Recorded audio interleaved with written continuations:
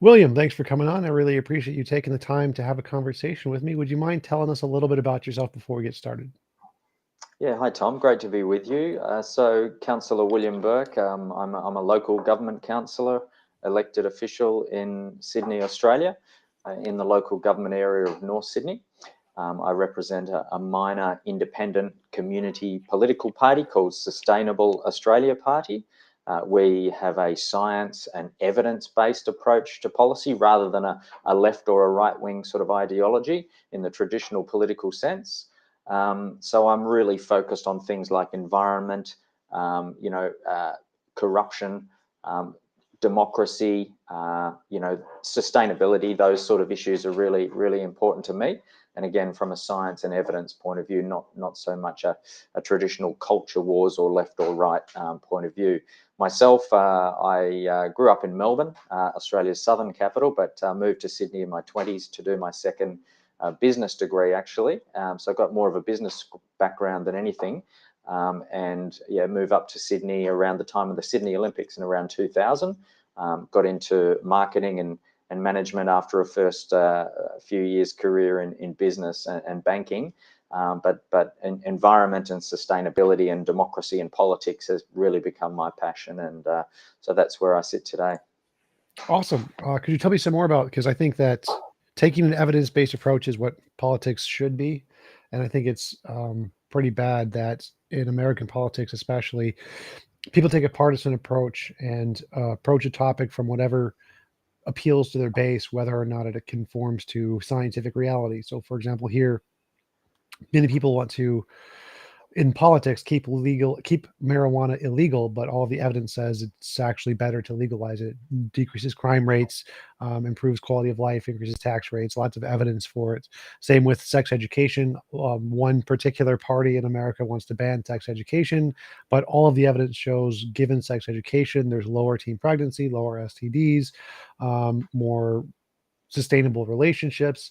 And so the fact that there is data out there to support certain policies and a large group of politicians are simply ignoring it for political gain, I think is a travesty of political systems everywhere. I couldn't agree more, Tom. Science and evidence. So on the issue you mentioned, marijuana. So obviously, our policy in terms of drug use is treat it primarily as a health issue. So not so much a criminal issue, a health issue, put proper resources into that.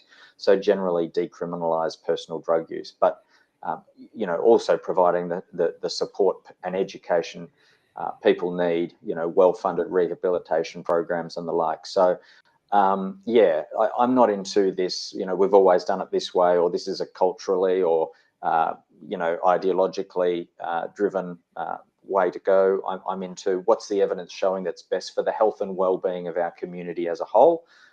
And, that's really what the science and evidence is showing. What are the things and policies you're supporting right now in order to try and move Australia in more of a scientific direction and away from the more conservative direction?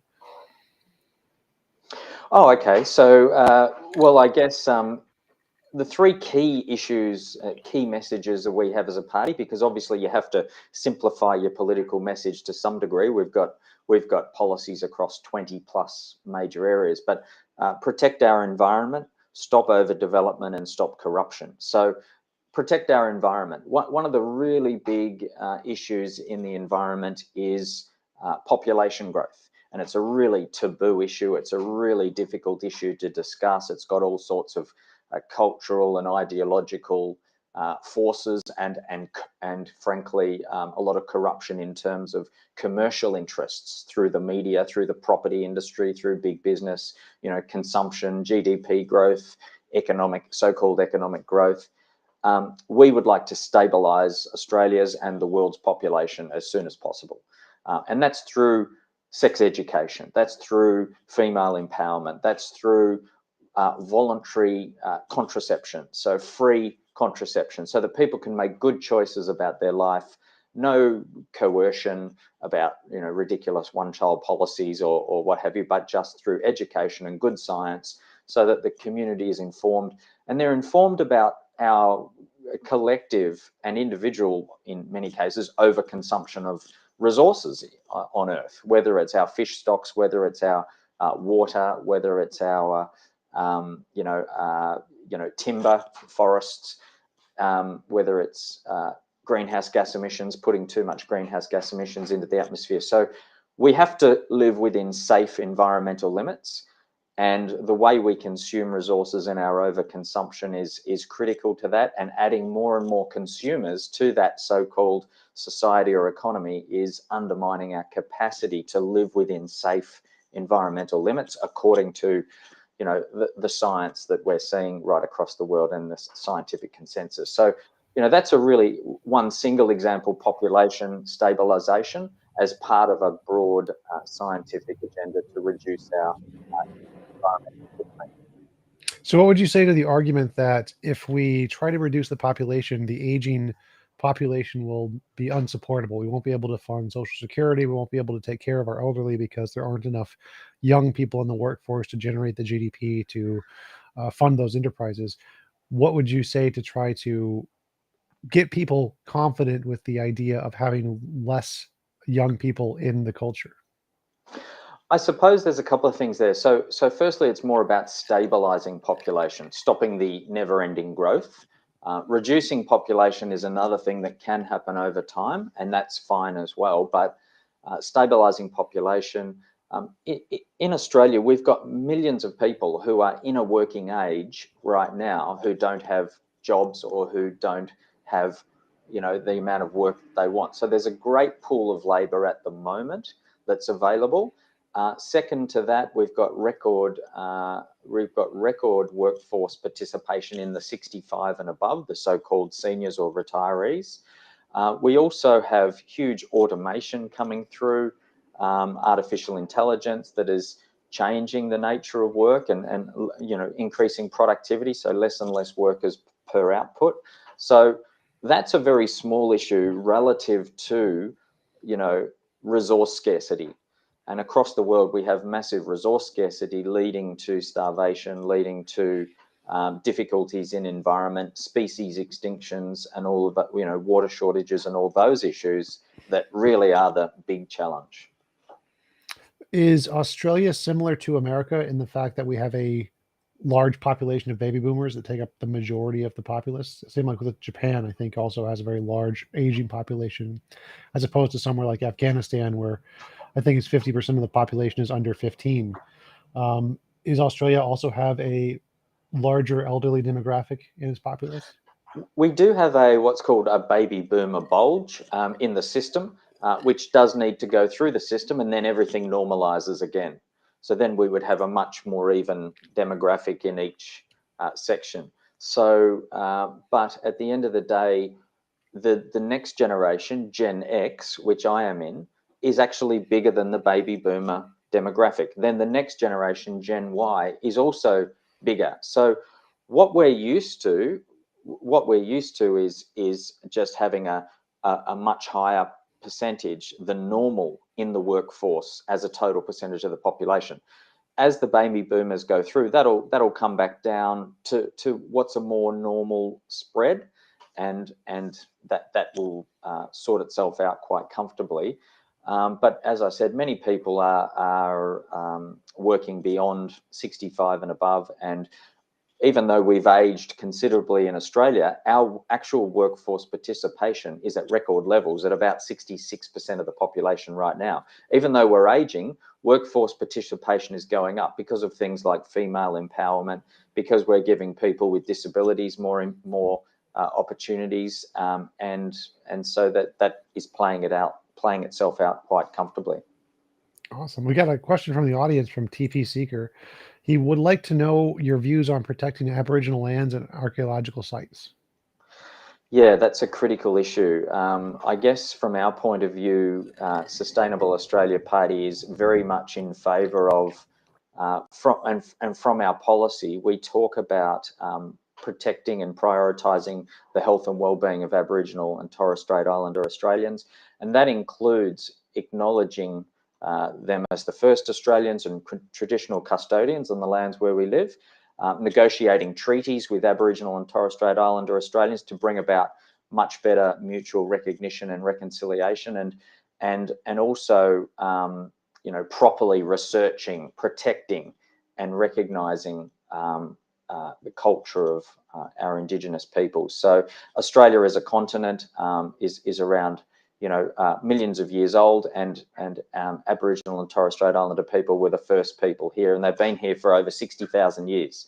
So we've got I think a really important evolving respect for Aboriginal and Torres Strait Islander people in Australia, and that's a great thing. What do you feel about certain areas where there's a conflict between religious sites and arable land? And so providing more resources can actually require destroying religious sites. When there's a conflict between those two, what do you think people should do? Yeah, that's a good question. I'll tackle that more broadly first. I suppose heritage, I think, is important. Australia's Aboriginal and Torres Strait Islander heritage. We've got world famous Blue Mountains west of Sydney, about 100 kilometres west of Sydney, in what's called the Great Dividing Range. There's a beautiful mountain range, and there's so much Aboriginal culture in that area, and they're proposing to increase what's known as the Warragamba Dam, one of Sydney's main drinking water dams. And we're totally against that, because it would destroy a lot of Aboriginal culture and heritage in that area. So as a general point, I think that, I respect heritage, whether it's religious, whether it's non-religious, whether it's of different cultures. And so where possible, we should not be destroying heritage, but it would depend on a specific circumstance. And, food security is a big issue. At the moment, the really big issue with food security in Australia is that we are sprawling our suburbs over arable land. So we are actually reducing our capacity to grow food for our current and growing population as it stands. So I do think we should be protecting all arable land that we can, rather than putting housing estates over it. So what are the specific policies that you would endorse in order to try and make Australia more sustainable economically and from a resource perspective? Yeah, so there's quite a few. I suppose we've got one of the greatest extinction rates in the world around our biodiversity, our native flora and fauna. We've got huge extinction rates for a whole bunch of reasons. We've introduced a whole lot of feral pests. We are destroying animal habitats with housing and farming and agriculture. So I think the first thing is putting in a properly funded and enforced national biodiversity and native species program to really protect that biodiversity, that rich biodiversity that we have in Australia. If you look at, all continents have amazing wildlife, but if you look at Australia's, the koalas, the kangaroos, they're so iconic, and the platypuses, the Tasmanian devils. There's so many iconic, beautiful animals. That's just on the the fauna side. What's the evil koala called? I forget what is it's the drop bear. Yeah, that's it. The drop bear. Yeah. It's a kind of a thing that comes out of the tree and just kind of jumps on your head, and you got to watch out for them when you're walking around Australia. It could come anytime. So yeah, totally legit, real animals that everyone needs to be terrified of. They're absolutely horrifying. But how much would you invest in that kind of a program? How much do you think it would take of the Australian GDP to fund that? And would that take away from other programs that Australians might be more concerned about? Because the thing that here in America we are afraid of is if we invest too much in foreign policy or environmentalism, it may take away from healthcare and social security. Yeah. Well, look, this is a big picture taxation and economic discussion, and I suppose when you look at Australia's tax system, we have tens of billions of dollars a year that are spent on concessions for housing and property speculation. So for people buying second, third, fourth house, you're getting all of these massive tax concessions to invest in land and property speculation. So we'd remove all of those tax concessions and save, 20, $30 billion a year. We would remove also tax concessions around, global multinational companies not paying their fair share of tax in Australia. So companies that have all of their sales in Australia, but they, do a transaction that has over to Singapore or some low tax area and pay tax at their rates rather than pay tax in Australia. You've obviously heard of the Googles and all of those types of companies doing things that way. So superannuation, it's a different system in the US, I guess, but superannuation is where you do a compulsory contribution from your employer into your retirement fund. And that costs us around $40 billion in concessions for the most wealthy Australians. So the most wealthy Australians are the ones that can afford to put more money into their super, and they get tax concessions to put more money in. So it creates more of a divided society as well. So there's about $40 billion in tax concessions for superannuation. So a bunch of these, I guess, vested interests have got into our political system, created beneficial tax outcomes that really should be going into environmental issues rather than helping the already well off. What would you say to the argument that encouraging wealthy people in order to spend their business in one location actually helps economic growth greater than the amount it costs through subsidies? So, for example, when Kuwait and Saudi Arabia made lower tax prices for people, it brought in companies which otherwise wouldn't be there. And so even though you're giving them some kind of a tax haven, it ends up having a net positive for the economy. And so if you were to eliminate these tax havens, would the companies then move to other places and not operate to the same degree in Australia? I think that's a good point. And some countries or regions, particularly developing regions, that makes a lot of sense to attract global companies to their area. A place like Australia, the main benefit for corporations coming here is stability, geopolitical stability and a relatively wealthy population who can spend money and so forth. So that's where we should be trying to attract business and interest from corporations. We don't have to compete to that lowest common denominator around tax levels because we've got we've got a lot of natural resources. For example, iron ore or, still got, coal and liquid natural gas. And we've got a lot of, things like rare earth minerals, agriculture, food security, and those sort of things. So we attract corporations for different reasons that they can't get elsewhere. And we do have that competitive advantage. So we don't need to have the sort of race to the bottom on tax rates. We should be increasing our tax, for example, on multinationals like Shell and other companies who are basically getting our non-renewable finite resources like liquid natural gas with very little tax paid. So yeah, it's a bit of a horses for courses, depends on the industry and depends on the the country and the region that you're talking about. What are some other examples of scientifically supported things that are not being advocated for from the typical Australian parties? Yeah, so I think, have you heard of modern monetary theory? Yep.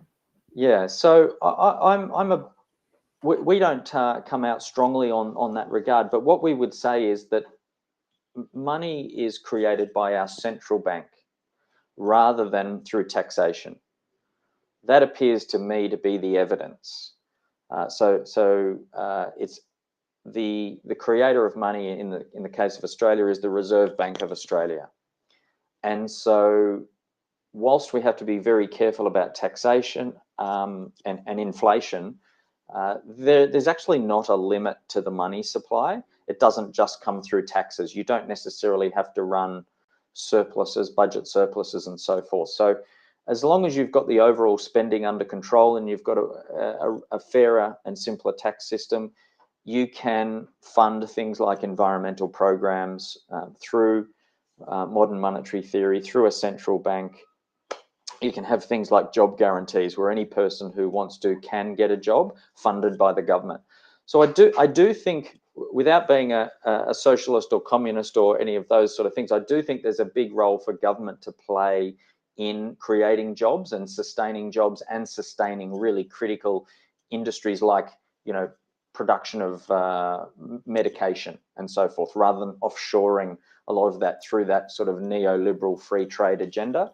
I think that's the evidence shown that to be a failure, and it leaves countries quite vulnerable to external shocks. And so there are a couple of the areas that I think, evidence is showing we're headed down the wrong track.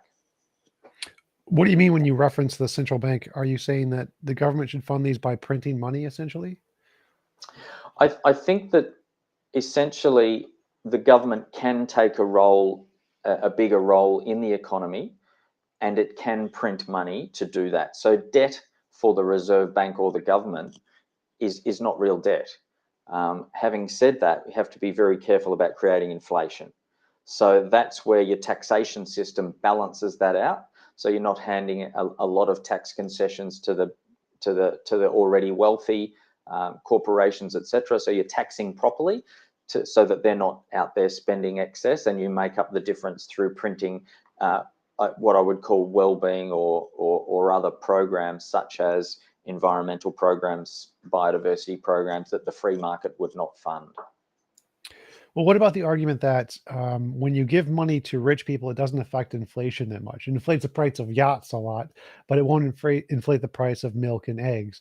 But if you give a lot of excess money to the middle class and the low income people, then that will start to inflate basic necessities by a much greater extent than giving the money to wealthy people. And so by using taxation and making it more fair, taxing the rich more and taxing the poor less, while also giving more of a stimulus of income to the poor, won't that doubly cause a greater amount of inflation rather than reducing it?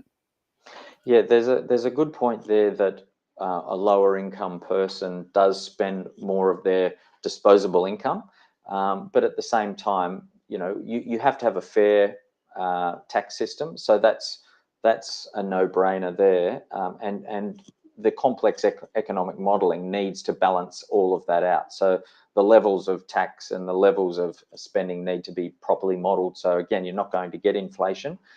The other issue is what I'd introduce to that argument is what I would call ecological economics. In other words, the amount of resources that can be used within an economy should not be unlimited. And that's really where consumption comes from. So if you have, a million square kilometres of forestry, and that can increase by 10% every year or regenerate by 10% every year, you only use the amount that can actually regenerate, the sustainable amount that you can use. So you'd use, 10%, and then within that's the limit of what you can use. So it does limit somewhat the consumption in the economy. And what I would also say is that consumption and GDP should not be our main goal as our society. We should be looking at things like, our environmental health, our personal health and longevity, education levels, and other, equality in society should be the sort of benchmark, rather a dashboard, if you like, rather than just how big is our economy. That's not really what drives our health and well-being. Oh yeah, absolutely. I totally think that those are all really important things we should assess. But to me, I think the number one thing in the success of economy is the number of people starving. If the more people starving, the worse the economy is. I think that's more important than anything else. And so one of the things I hear that's a concern is if you're limiting, for example, the production of resources, say eggs or whatever, and you're saying you're only allowed to use 10 square acres to produce chickens and eggs, that limits the supply. And if you're Yeah. doing that while cutting taxes for the poor and giving them more money, they now have excess resources. So there's more demand but less supply, which seems like it would triple the inflation. All of those factors seem to be things that would increase the inflation. And you mentioned that there is something you could do with the tax system to try to curb inflation, but I don't understand what that could be. Yeah, so again, supply and demand, economics 101, and you make good points there. So this is one of the critical reasons why in a finite environment that the earth and any region or country provides, overconsumption leads eventually to a collapse in your environment, and therefore, because your economy relies on your environment, leads to a collapse in your society. If you chop down your last tree, if you eat your last fish, if you build houses over your last bit of arable soil, if you dry out your drinking water system. So what I'm saying is we need to live in balance with nature, and we need to reduce the overconsumption, and part of that is stabilizing population. So you can see where population can come into the equation. So growing your population, more and more consumers, leading to more and more tax on the environment, which undermines your economic well-being, because ultimately all of your economic resources come from your environment. So these are complex issues. There are challenges with, I guess, transitioning to a sustainable equilibrium. A party like ours, we don't have the resources of government, so we can't model everything, but we can present, I guess, a pathway and a vision for transitioning to that sustainable future. And it will require less consumption overall of resources, because I think we are over consuming, and we've got a lot of environmental challenges, and stabilizing population. So that's kind of the general path. But you raised some really good, specific questions around exactly where that equilibrium is. Are there examples of other countries that are further along the sustainability pathway that you are trying to move towards? To be honest, Tom, not really. This is not textbook economic theory. This is, ecological economics, where you have to live within a sustainable resource base, where you have to live it within planetary boundaries. And our economic models of ever-increasing so-called economic growth, as measured by gross domestic product, tells us every year we need to consume more and more and more, and that's the dominant model across the world. I think, is it Bhutan has a happiness index? That's probably the best example that I can come up with. And I suppose just, we're probably 10, 20 years ahead of the curve here in terms of where I think we're starting to see major environmental problems, as indicated by the studies of limits to growth you may be aware of in the 1960s and 70s. There are limits to growth. And in the early decades of the 21st century, you'll start to see a breakdown in the environment, and that will break down the economy. So that's, to me, coming true according to the evidence of the science and the species extinctions and the climate change and these sort of issues. Whether or not our powers that be in the major political parties and business groups and global multinationals and media will agree to that transition is yet to be seen. We've got another question from the chat from Peabot Thulu. He asks, what is your thoughts on nuclear energy, nukes in general? Are you trying to move towards something kind of like, I think it's Albania, Iceland, and Paraguay who have 100% clean energy? Are you trying to do the same thing in Australia? Look, our position at Sustainable Australia Party is that we should transition to a predominantly renewable energy system as soon as possible.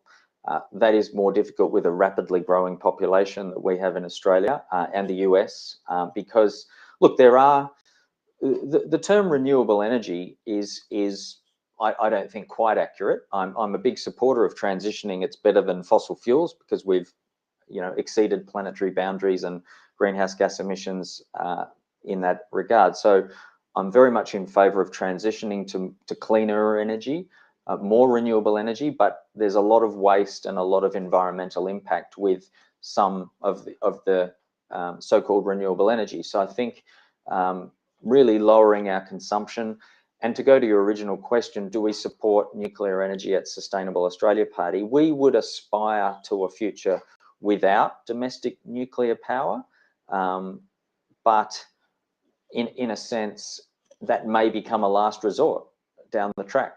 And I think we've got to be open to better science coming through with regard to things like waste through nuclear power plants. So that one is more of an aspirational goal, to be without nuclear energy power. But down the track, does it improve to the point where it is better than the alternatives? I've got an open mind on that. Do you think it's better than the alternatives now? Personally, I think probably not on balance because of including the waste issues. But again, if the science in that area improves significantly, I'll keep an open mind to that. But again, stabilizing population, reducing our per capita and collective consumption, I think that our energy systems can cope comfortably with that, and a reasonable transition to renewable energy. I think that will do the job. But if we keep rapidly growing our population, and the mining that's involved in solar panels and the waste and so forth is also a significant issue. So it's an unfinished question as far as I'm concerned. From my research, I was under the impression that nuclear was significantly cleaner than coal and oil. Do you have any evidence or something we can research to show that it would not be? Like, what is your basis for saying that it's equally as bad right now? I didn't say it's equally as bad. I would say that in the operational phase, it's definitely cleaner. I think it's the building and the decommissioning and the waste. That's where all the energy comes in, and it's a long lead time to get it started. I also think that in a place like Australia, you have to build at this point nuclear energy plants near a significant water supply. That would be built near a major city like Sydney or Melbourne, and frankly, there's no way you'll get it through the public. So it's a bit of a moot point at the moment. If there's a more distributed, lower impact nuclear system that comes up, again, we look at that again. Gotcha. A few more questions from the audience.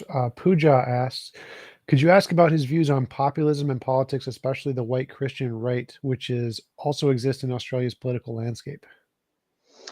Yeah, so populism.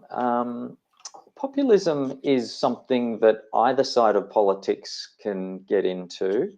I think that we as a party try to take, as I've said, that science and evidence, not a left or right wing ideology. I don't so much get into those what I'd call culture wars, but I would have joined a left or right party if I had have agreed with them. So I don't agree with either of them. I think that there's culture wars that are really dominating our political scene and leaving the third way out of the equation, and the media often leaves the third way, the science and evidence approach. So I don't support those ideological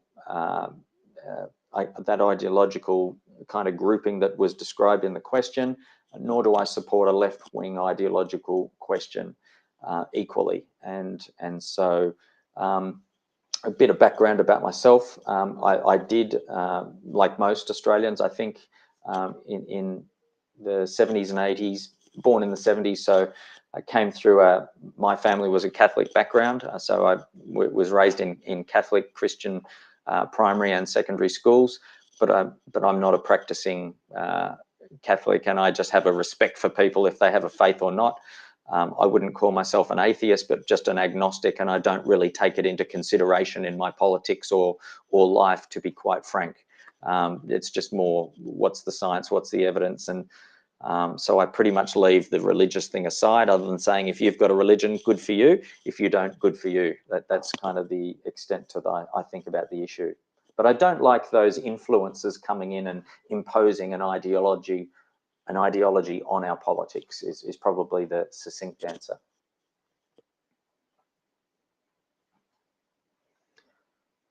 Sorry, I've lost the sound. That was my bad. I muted myself. Yeah. I forgot to unmute because I was crunching Thought it on might have ice. been me. So another similar question from Udolf. He asks, could you contrast the conservatives in Australia versus conservatives in America to give our American audience an idea of the difference between the two? Look, I think that conservatives in America do go that extra length. You know, they are probably more conservative than the conservatives in Australia, as a general rule. So we don't quite have the extremes that the US has. We don't have a gun culture. I don't know if that relates to the question, but we don't really have that conservative right gun culture tied up in Australia. Thankfully, I think that we're a better society for having limited guns. So yeah, I think that ours are tamer, but there's definitely an influence there, as there is a significant left-wing culture, and there's those culture wars. And I think we do take a lot of, we do copy a lot of things that happen in America in politics. So yeah, there's definitely some elements of that in Australia. Another question from Pibatu. What are Mr. Bourke's thoughts on moving things such as ABC offices out of city centers and into more satellite business centers?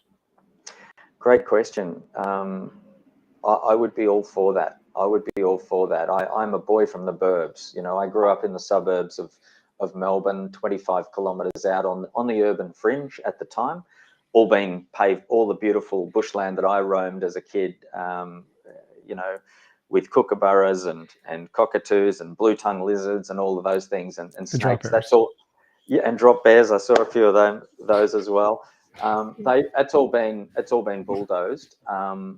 But you know, as a boy from the suburbs, I would very much like to see, you know, our media, and in a sense our elitist media at times, moving into more so into our regions and into our suburbs, and really connecting more with average Australians. So yeah, really good question, and I'm all for that. And in our media policy, we do talk about that very, very, very briefly, and talk about the better funding for the Australian Broadcasting Corporation, ABC, to you know, get out into regional and rural services and Australia, and better connect with our regional communities as well. So yeah, great question.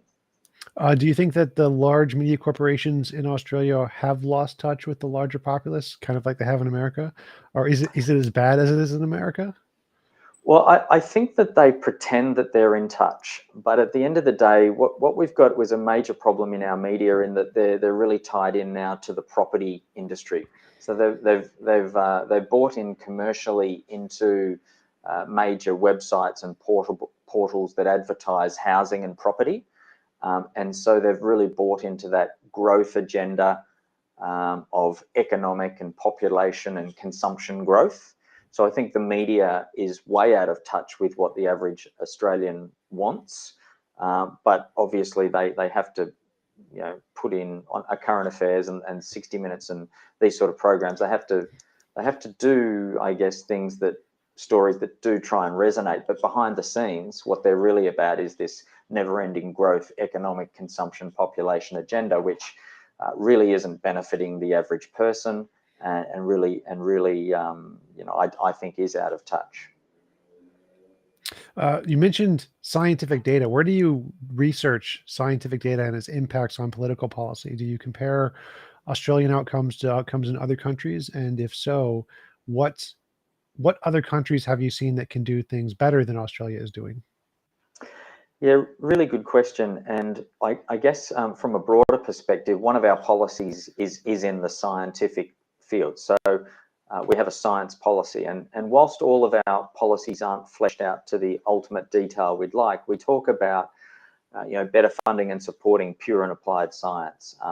You know, particularly in the sense of creating a more sustainable society, ensuring people are science literate through primary and secondary education. You know, rebuilding our major scientific organisations, the Bureau of Meteorology and you know, Australian Space Agency, those sort of flagship institutions, medical research, and really government plays a large role in funding that development of science. In terms of our policy development, we've got over 4,000 members across Australia. We've got a range of people, and they tend to be from science and engineering and those sort of rational backgrounds where they're really thinking through issues. They provide us with a lot of support in developing our policies. We do read, as a national committee, we have a national committee across the country. We read and constantly review, and we call for scientific and other policy submissions from our members, and also read externally. Other countries, to be honest, haven't looked in great detail at other governance structures, but just read a lot of scientific and other related environmental research particularly, and just keep on top of issues that way. Pilatulu asks, would you be interested in introducing critical thinking classes into schools alongside the current religious studies? Look, I'm more than happy with all thinking to come into our education system. So I don't have a particular bias. So yeah, I think critical thinking is critical and important. Part of our knowledge growth and base. So yeah, very, very happy for those sort of things to come through. Myself, I've got 2 university business degrees, so there was a lot of rational and critical thinking in there around evidence and so forth. So yeah, I'm very comfortable with all of that coming into our education system. Here's a question that I've asked a few of my previous political guests. What is one positive thing you can say about your opposing parties? Look, so I'm a local councillor. We've got 3 levels of government in Australia, and at the moment I'm on the 3rd level. I'm running for the 2nd one in 6 months in a state election. But I think that all of my fellow local councillors, for example, are all in there for a genuine concern for the community. They genuinely want to give time and energy to improving our society. I think we just have different ideas about how that happens and different influences. So I think that the vast majority of politicians are in it for the right reasons, although the policies and the critical thinking and the evidence-based approach is sometimes lacking.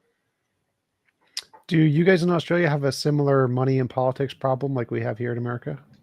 We have a massive problem in that regard. So we've got 8 states and territories in Australia, and state elections, each state government makes different rules. Some have significantly low spending caps, which is great.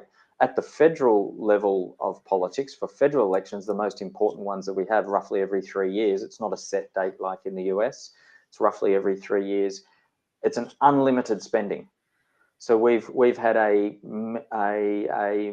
mining billionaires spending $100 million, which is huge for our 25 million population. $100 million, which is bigger than the 2 major political parties spending on campaigns.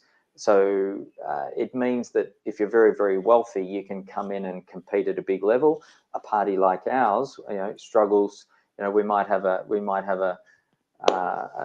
budget of $50,000 or $100,000 to spend on a campaign, or is someone spending $100 million on a campaign? It's a very uneven playing field. So yeah, we've got a major problem in that regard, and better public funding and fairer public funding and spending caps and donation caps are on the agenda at federal level now in Australia. So hopefully we'll have some better news on that front in the next year or 2.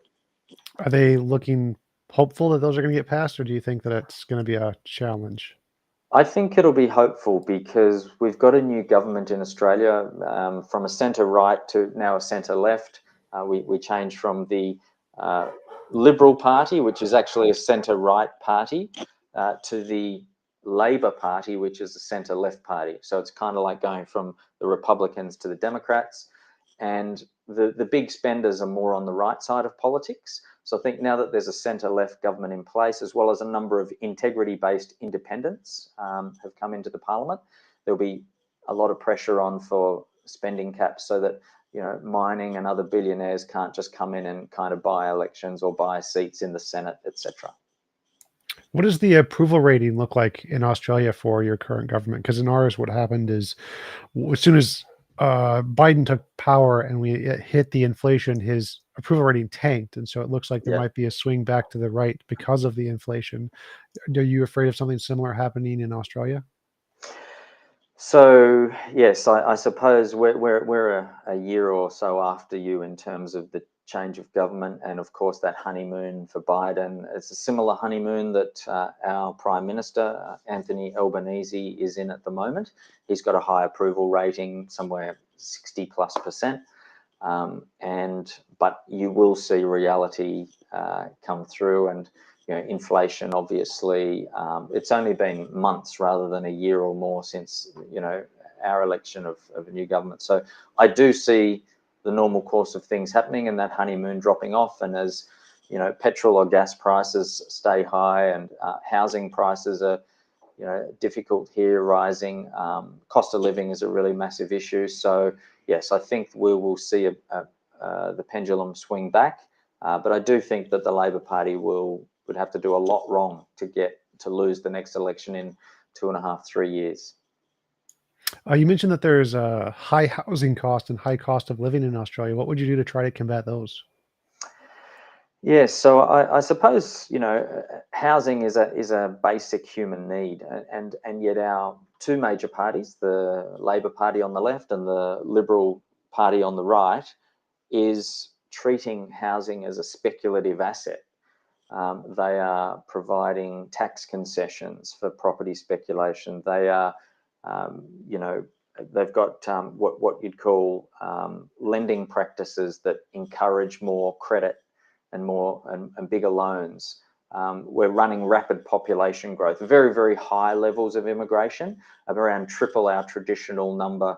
We're over 200,000 per year. We used to be around 70,000 per year, which was a more manageable level for the economy and also for housing and infrastructure and the environment.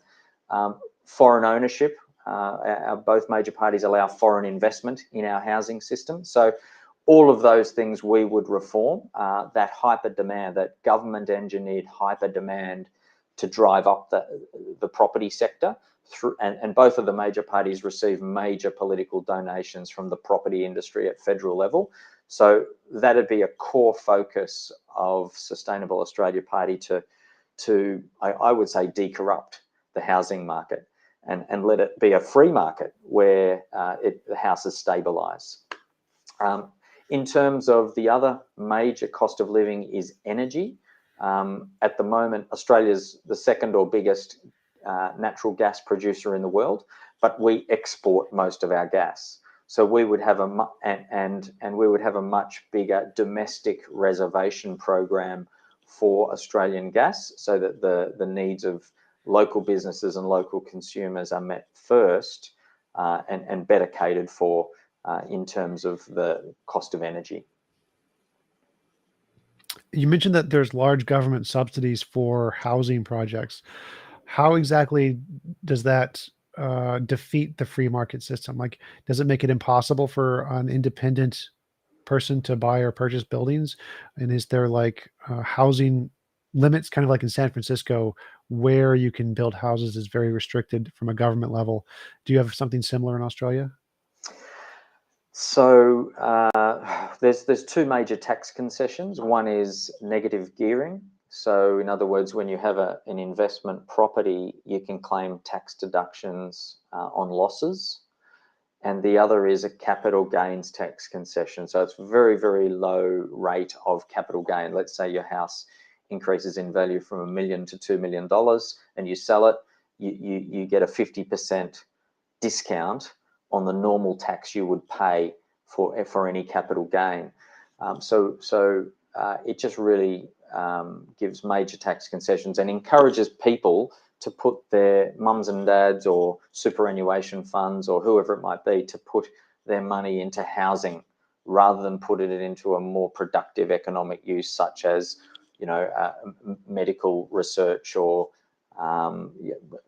ear implants, high value manufacturing and so forth, that actually increases standards of living and health and well-being. So but the real issue is also on the population growth. Obviously, more and more people fighting for a finite resource like land. You don't want to be sprawling out onto arable land. So places like San Francisco, Sydney, Melbourne, you know, they've all got a limited amount of space. And so we would be slowing down that demand on that front as well. So yeah, that's really the issue. The property sector says, oh, we need to increase supply. Sustainable Australia Party would say, no, we've got a finite resource. We need to lower demand. So that's kind of the difference between us and your kind of economic power base that happens in a country like Australia. Gotcha. Got another question from Peter Booth.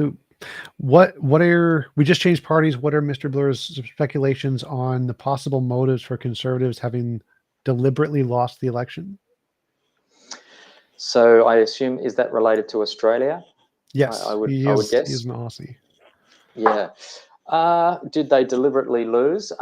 Look, I guess the world is entering a difficult phase with increasing cost of living, you know, gas prices, petrol and liquid natural gas prices, all of those issues, inflation. There is a restriction on, you know, supply of resources, which is sending inflation up. So maybe it was a good election to lose, because I think that the incoming government has a really, really tough job.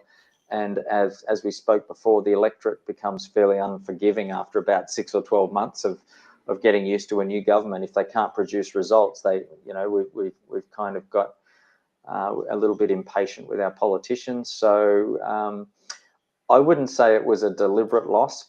They made a lot of silly mistakes, the Liberal centre-right government. But it might be, in the course of history, it might be a good one to lose. That would definitely be an interesting strategy. Deliberately you lose an election just so you didn't get some bad press. Yeah. So what do you? Yeah, definitely. So what do you have planned next? What are you guys working on right now? Okay, so again, we've got 3 levels of government in Australia. So at the moment, we've got 2 major state elections coming up. The state of Victoria, which is the second biggest state in Australia, population-wise, and the state of New South Wales, which is the biggest. So Victoria's capital is Melbourne. We have an MP, Member of Parliament in the upper house in Victoria. So we're working on re-election there. That's in November this year. And we're working on New South Wales, capital of Sydney, to get elected into the upper house in New South Wales. And I'm pretty confident we can get, for the first time, into the state parliament in New South Wales. So that'll be a big step forward for our party. So I'm in North Sydney, so just across north on the Harbour Bridge from Sydney. So very hopeful we can get in there and make a big difference and have a much bigger platform to discuss our kind of contrarian views on a economic, environmental and other fronts. So yeah, that's our short-term objective over the next 6 months. March 2023 is the next election that I'll be contesting in. So yeah, really looking forward to that and out campaigning as we speak. Awesome. Do you guys have like required debates among the candidates, the political candidates? We do have various debates. It's usually environmental groups or community groups over planning issues, environmental issues, and local issues. So, you know, farming groups and so forth, statewide in a state election, they invite you. Often the minor parties are left out of those discussions, unfortunately, which is quite aggravating because it's like, if you're not already in power, you don't deserve a say. We only want to talk to the ones already in power. So we've come up against that as a minor party quite a bit. And obviously the media, which has a vested or ideological interest in growth, housing, consumption, population, often they'll leave us off the platform, if you like, deplatform us or deny us oxygen. So often we are left out. But you know, with the I guess democratization of the internet, the Facebooks and the Twitters and the YouTubes and so forth, we're able to get our message out there to a reasonable degree. Awesome. What do you think could help you more become more mainstream?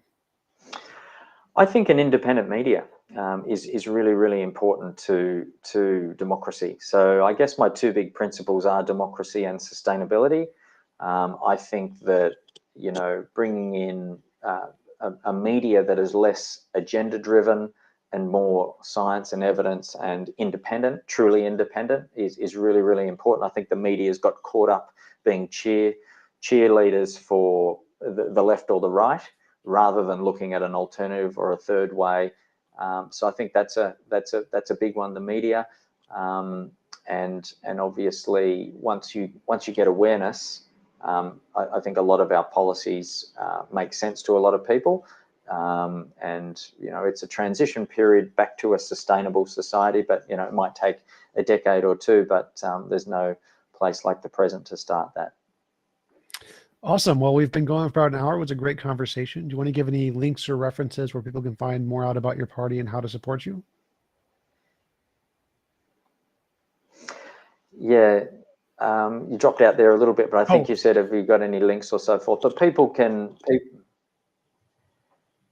obviously search us online, Sustainable Australia Party, sustainableaustralia.org.au. They can find me on Twitter, Councillor William Bourke, our Facebook page, those sort of things.